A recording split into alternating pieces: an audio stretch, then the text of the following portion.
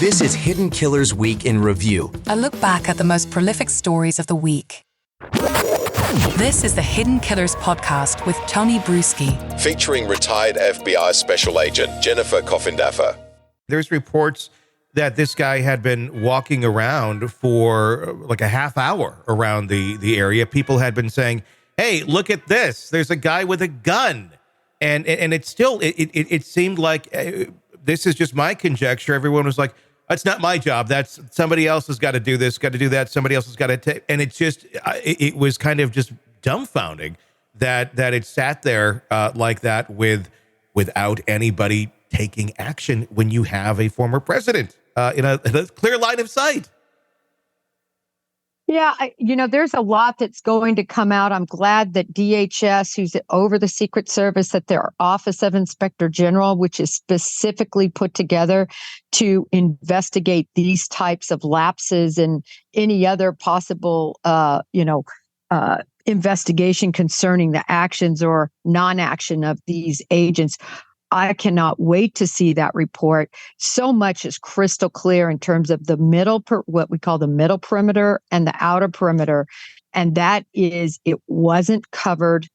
And the question is why. I found it interesting that, I think it was 2 motorcycle officers were transferred that were on the detail. Did they not show up? And that's why they were seemingly punished.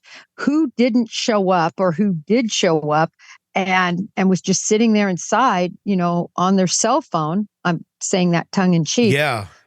Not watching to make sure nobody could get up on the roof. We know that 2 officers attempted to get up on the roof. One officer supposedly was kind of boosting the other officer in some way. He peeks over the roof.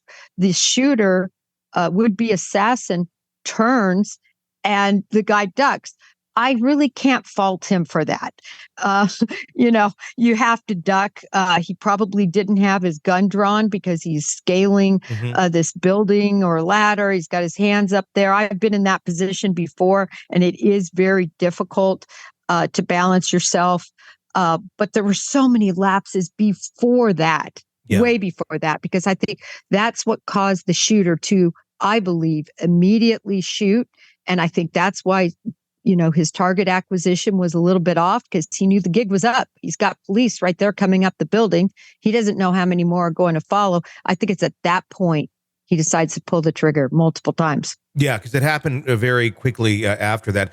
How concerned are you going forward as we get, heavy here into campaign season, not just presidential campaign season, but you have congressional races, you have state races, you have all sorts of things, and this heated climate where now, if you get other people out there, and this is what I fear, is people are going to look at this because they like to dig into either side and say, well, it's your fault that this happened, even though I don't believe it's either side's fault that this happened. That far less guarded targets, far less guarded individuals who are running for something are going to be targets of people like this, but they certainly don't have the level of detail that a president does. Well, I'm very concerned now. In watching this, I've worked with the Secret Service a lot. When I was on the detail, Comey went to the White House often, and I was on those details. And of course, you have to interface with Secret Service.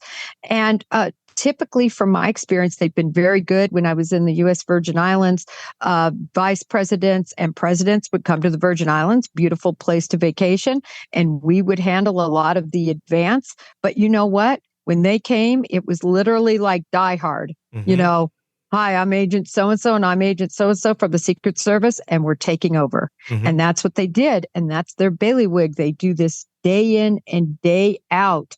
And they assign to you, whether you're an FBI agent or you're a local butler officer, listen, we need you to handle this. And you're in their SMEAC, you're in their ops plan. Everybody's on the same page. There's a command post. All information should be going in and out to all parties. It seems like this just didn't happen at all.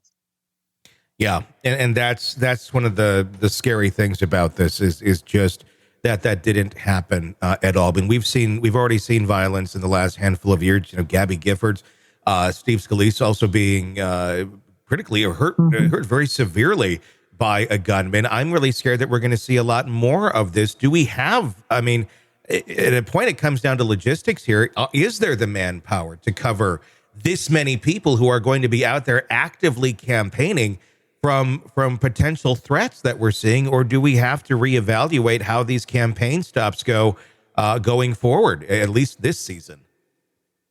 Well, I think in part, we need to reevaluate and make the venues more hardened, where you can't have somebody be able to shoot from 150 yards. I think venues that are contained are a much better option within a building or within a convention center or something like that. Mm-hmm. So I think it's very important that they change venues and make them more hard. Secondarily, they need to get more local offices like the sheriff's office, the police departments, and state departments involved with helping with manpower with these details. The Secret Service is very small. Mm-hmm. It's a very small organization, and they are reliant on other agencies helping them. And the ball was dropped here in terms of who was going to be doing what. Sick of the ads? We are too. Start listening with no commercials now and get access to all of our episodes in advance of everyone else. Become a True Crime Today Premium Plus subscriber on Apple Podcasts. Search True Crime Today Premium Plus on Apple Podcasts or go to our podcast page and sign up now. True Crime Today Premium Plus. Sign up now.